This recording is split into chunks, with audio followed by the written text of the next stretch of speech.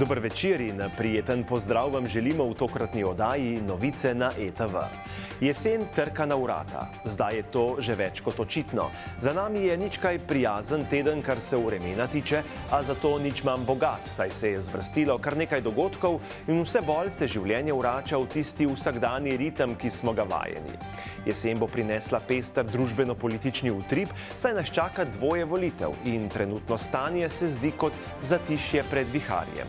Seveda bomo sledili vsemu in o vsem poročali. Poudarki v nocojšnji oddaji pa so: Zasavje bo dobilo razvojni center za brezoglično tehnologijo, novo avtobusno postajališče v sklopu kolesarske steze na Kidričevi v Zagorju, rokodelski praznik na gradu Tuštanj v Moravčah.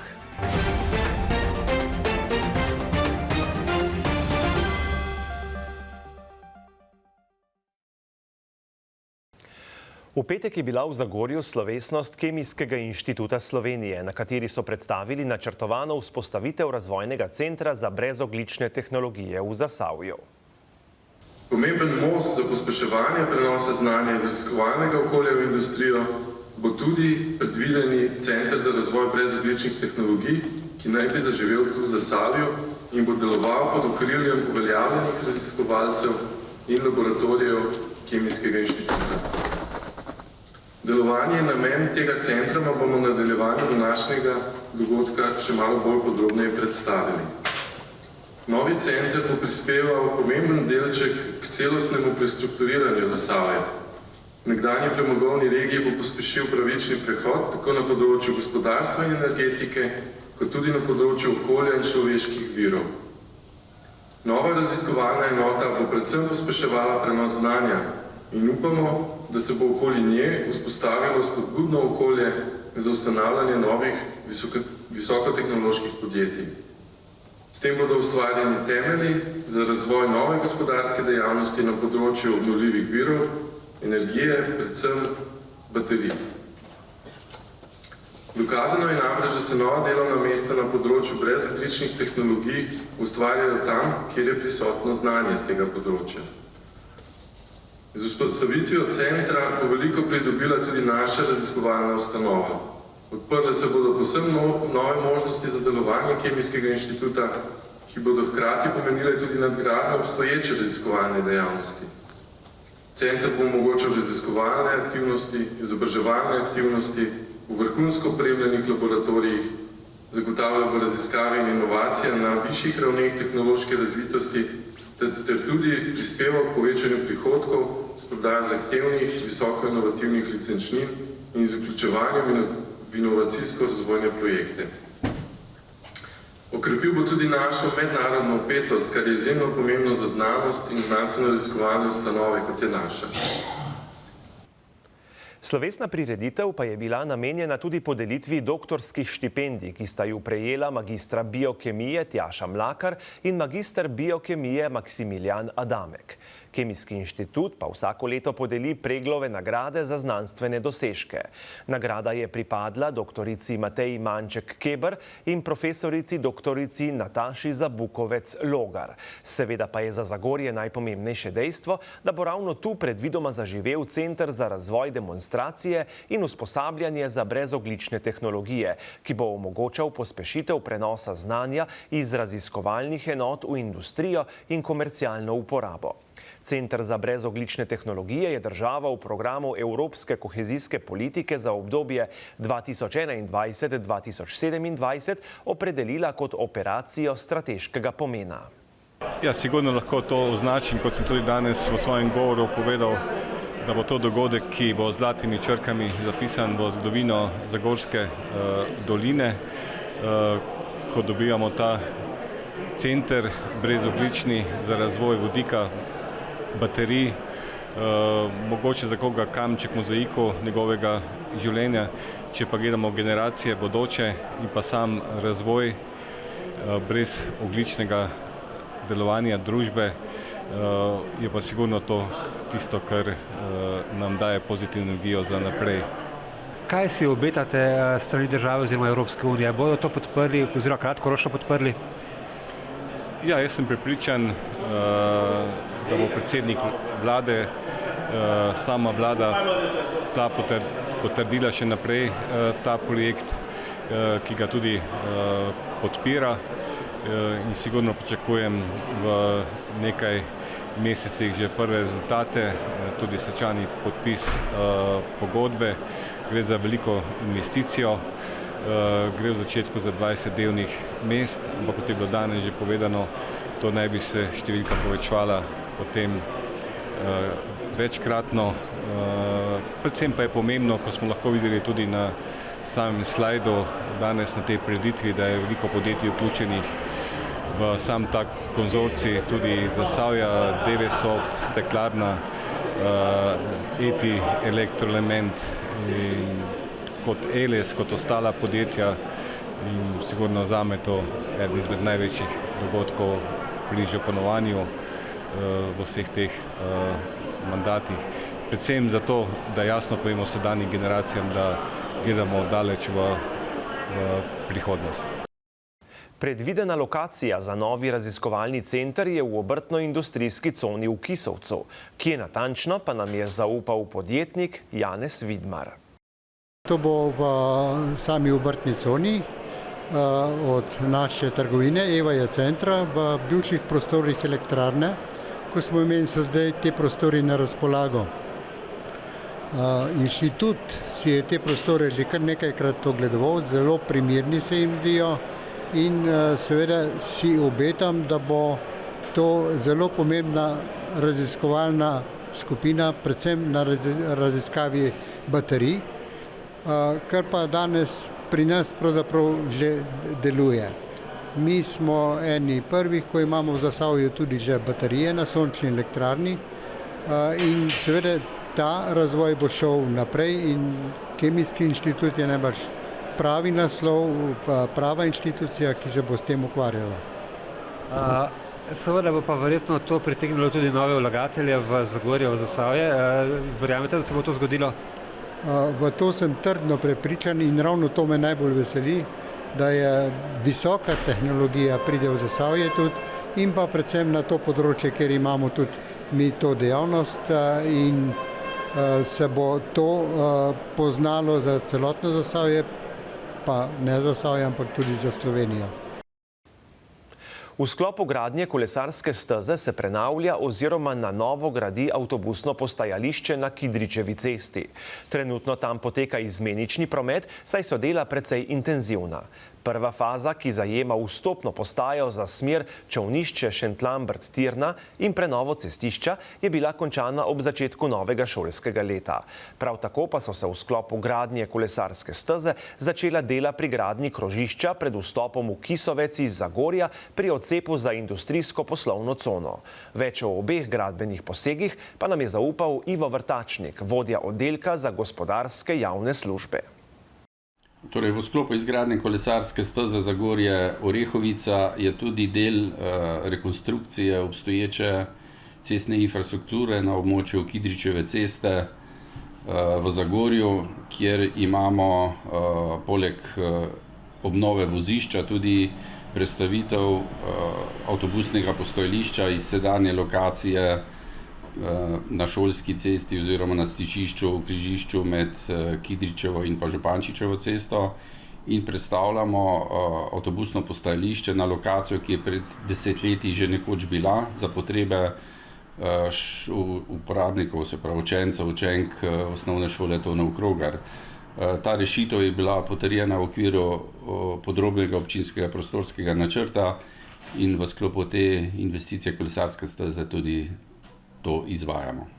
Vsekakor je odločitev in pa rešitev namenjena predvsem temu, ker v križišču omenjeno na stičišču Kidričeve in Župančičeve pride novo krožišče, zato da bo umirjalo promet, predvsem zaradi varnosti čakanja otrok na avtobus za odhod proti smeri Čolniš-Šentlambrt-Tirna, pa je to bistveno bolj varna lokacija, kot pa sedaj v samem bližini samega križišča in bodočega krožišča. Rekonstrukcija avtobusnih postajališč bo pripeljala tudi do manjše spremembe cestne infrastrukture. na Kopališki cesti. Cesta se bo malce premaknila. Torej, največji poseg in sprememba bo umestitev sedanjega križišča v krožišče, kjer se bo pač uredil ta varni in umirjen promet za priključevanje na vse smeri, vključno do šolske poti proti šoli, kjer jo mimogrede tudi v tem trenutku v manjši obliki obnavljamo in renoviramo. Kot rečeno, predvsem pa s tem bomo na tej točki umirjali promet, bodo pa dve sedanje hitrostne ovire odpadle, ker bo prevzel funkcijo zmanjševanja hitrosti samo krožišče. Poleg tega pa so v pričetku tudi dela na krožišču pri odcepu Zaloke na regionalni cesti Zagorje-Kisovec pri odcepu Zaloke. Dela so se pričela. Koliko časa predvidevate, da se bodo dela tam nadaljevala? Torej, v sklopu poteza izgradnje kolesarske steze na relaciji Zagorje-Orehovica je tudi del poteka kolesarske steze, ki prečka regionalno cesto na lokaciji v odcepu v obrtno cono Kisovec. Na tem mestu je predviden za izgradnjo novo krožišče, kamor se bo umestilo vsi ustrezni ostali spremljajoči objekti, kot so avtobusna postajališča, prehodi za pešce in kot sem omenil tudi kolesarska steza. To je investicija Direkcije Republike Slovenije za infrastrukturo, dela izvaja izvajalec AGM Nemec in je po pogodbi predvideno, da bodo zaključena do konca letošnjega leta. Rokodelci Moravške doline letos praznujejo 25 let delovanja. Od skromnih začetkov do danes se je društvo, ki ohranja in neguje tradicionalne rokodelske veščine, razvilo do vodilnega v Sloveniji in je tako vzor za preostala društva. Seveda sta k temu v veliki meri pripomogla sprejemanje lokalnega okolja z občino Moravče na čelu ter izjemna zagnanost nekaterih posameznikov. Svoj praznik so zaznamovali na tradicionalnem srečanju v nedeljo na gradu Tuštanj. 25 let mine, kot bi pihnil. To je na kratko povedano. Drugače pa smo veseli, da smo spodbudili celo Slovenijo, da so se prebudili rokodelci, da jih spodbujamo tako mlade, starejše v muzejih, v domovih za starejše, ker rokodelstvo je res joga za možgane, kar je tudi preverjeno strani strokovnjakov.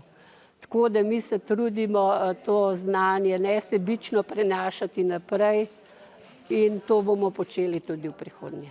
Poglejte, mi imamo zelo veliko delavnic za mladimi, z vrtčevskimi otroki, 1., 2. razred, 3. razred, osnovnošolci. To so navdušeni nad tem delom, nad ročnim delom in oni bi najraje videli, da bili mi skozi njimi. To je res taka dejavnost in zelo si želimo, da bi ta ročna dela prišla nazaj v šolo. Ja, zelo z navdušenjem, vedno imamo veliko novih prijav, nekateri pridejo, se naučijo samo eno dejavnost, pa gredo, drugi ostajajo, prenašajo znanje v svojih okoljih, ker rokodelci v našem rokodelskem centru so iz 12 občin. To se pravi od Radovljice do Zagorja, Radeč in tako naprej, Lukovice in ves ta osrednji slovenski del.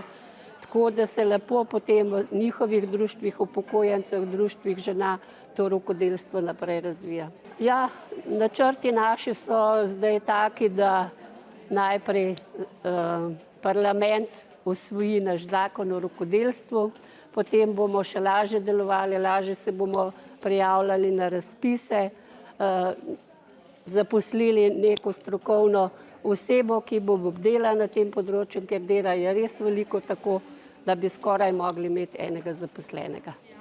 Dejstvo je, da številne dejavnosti umirajo, izginjajo, kajti ravno zaradi tega, ker živimo v 21. stoletju in ker se je način življenja spremenil, določene dejavnosti niso več profitne, in v bistvu ljudje od tega ne morejo več živeti in na ta način lahko opažamo, da izginjajo določene rokodelske dejavnosti. In zato je toliko bolj pomembno, da različna rokodelska društva in pa tudi posamezniki določene rokodelske dejavnosti še vedno ohranjajo žive v 21. stoletju. Ja, v bistvu je to samo pohvale vredno, da se tako društvo lahko ohrani 25 let.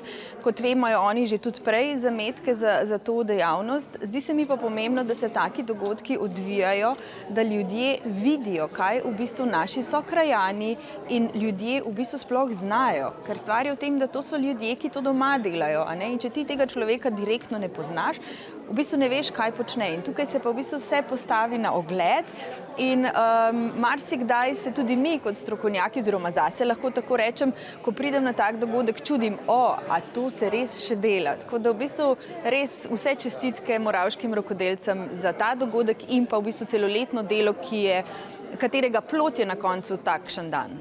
Ja, meni je bilo na začetku tako zelo všeč te stvari delati. Začel sem z lesenimi metuljčki. En izmed krivcev, da sem danes tam, kjer sem, je takrat bila predsednica društva, Branka. Ona me je nekako tudi brcala dobesedno v rit in od hobija je ratal to kar lep biznis. Vse kar lepo, vse daje s tem tudi preživeti. Svečano in živahno je bilo v soboto na Dolu pri Hrastniku. Domače prostovoljno gasilsko društvo je zaznamovalo visok jubilej, 120 let delovanja. Ob tej priložnosti pa so uradno odprli tudi nov gasilski dom. Svečano se je začela slavnostno gasilsko povorko, v kateri so sodelovali gasilci in godba. Mimohod je potekal od športne dvorane Dolanka do objekta novega gasilskega doma.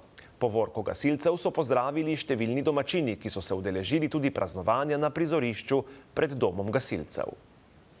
Vse skupaj v zvezi z novim domom se je začelo v letu 2019. Takrat nam je Direkcija Republike Slovenije za ceste pojasnila, da se bomo mogli seliti iz starega doma in zato smo takoj pristopili k organiziranju gradbenega odbora, ki je kasneje našel to sedanjo lokacijo in začeli smo z zbiranjem raznih soglasij in dokumentov.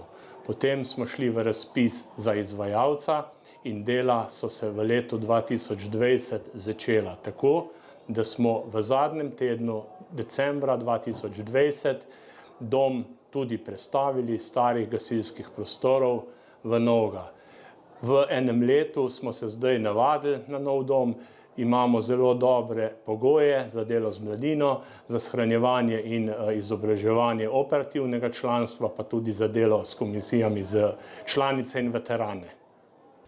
Prireditev je bila tudi dan odprtih urad, saj so si obiskovalci lahko po koncu uradnega dela ogledali tudi notranje prostore v pritličju in prvem nadstropju. Dom sta uradno odprla župan in predsednik PGD Dol pri Hrastniku. Občina Hrastnik je pridobila s tem lepim objektom gasilskega doma na Dolu en pomemben objekt tako za zaščito, reševanje in za vse stvari, ki jih gasilci počnejo, tako da sem ob tej 120-letnici gasilskega društva na Dolu izjemno vesel, da imamo take gasilce in da smo dobili ta izjemen objekt. Želim gasilcem, da je čim večkrat objekt namenjen druženju in ne intervencijam in da skupaj zmoremo vse in sem prepričan, da bomo to tudi pokazali. Knjižnica Litija pa prvošolčke vabi k vpisu v knjižnico. Ob vpisu jim bodo podarili posebno tačkovo izkaznico in tačkov knjižakeljc, v katerem bodo nosili izposojene knjige. Projekt s priljubljenim motivom Kužka tačka je promocija branja za prvošolce. Ob vpisu bodo poleg knjižakeljca in izkaznice prejeli še posebno kazalko, kjer bodo zbirali potrdila obiskov knjižnice. Po 10. obisku bodo nagrajeni. Projekt spodbuja tudi k samostojnosti in odgovornosti mladih bralcev, predvsem pa k pridobitvi izjemne navade, branja, ki koristi in zabava. Knjižakeljci so na voljo v knjižnicah Litija, Šmartno, Gabrovka in Vače. V četrtek zvečer je moravški župan dr. Milan Balažic v prostorih kulturnega doma sprejel gasilce, ki so se spopadli z ognjeno ujmo na Krasu. To je bil eden največjih požarov v slovenski zgodovini in moravški gasilci so se solidarno in požrtvovalno odzvali na klic na pomoč. Sprejema so se udeležili tudi predsednik Gasilske zveze Moravče Ivan Lebar, poveljnik Janez Povirk in vodje vseh 5 prostovoljnih gasilskih društev v občini Moravče: Krašce, Moravče, Peče, Velika vas in Vrh Polje. Župan se je v svojem nagovoru vsem globoko zahvalil za nesebično pomoč in gasilcem zaželel, da to svojo humano tradicijo prenašajo na mlajše rodove. Potem je predstavnikom Gasilske zveze Moravče in vseh 5 gasilskih društev izročil posebne listine zahvale.